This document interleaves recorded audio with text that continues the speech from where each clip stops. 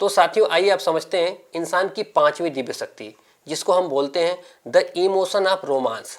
साथियों यहाँ पे रोमांस का मतलब फ्लो से है। अब साथियों आइए एक एग्जाम्पल से इसको समझते हैं।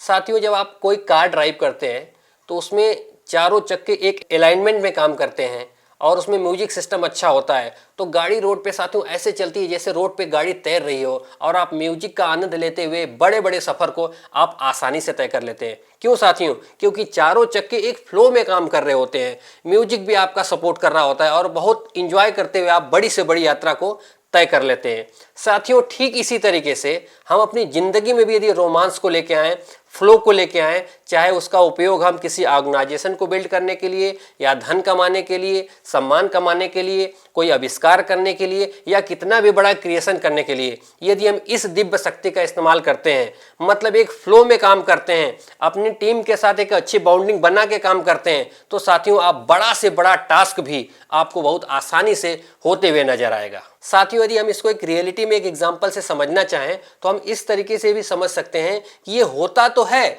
लेकिन दिखाई नहीं देता। कैसे? जैसे साथियों पानी में यदि नींबू मिला दिया जाए तो नींबू दिखाई तो नहीं देता साथियों, लेकिन जब उसको पीते हैं तो उसके बेनिफिट्स जरूर होते हैं। ठीक इसी तरीके साथियों जिंदगी में जब आप किसी भी काम को पूरे फ्लो से, पूरे रोमांस को करते हैं तो ये दिखाई तो नहीं देता साथियों, लेकिन इसका रिजल्ट बहुत बड़ा होता है।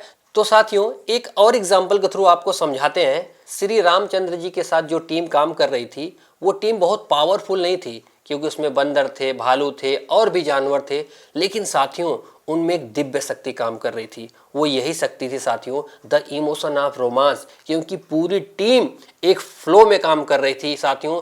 एक फ्लो में काम करके समुंदर पे पुल बना दिया और बहुत सारे ऐसे चमत्कारिक काम किए, असंभव काम को भी संभव बना दिया साथियों, क्योंकि उनके साथ एक दिव्य शक्ति काम कर रही थी the emotion of romance. Radhe Radhe.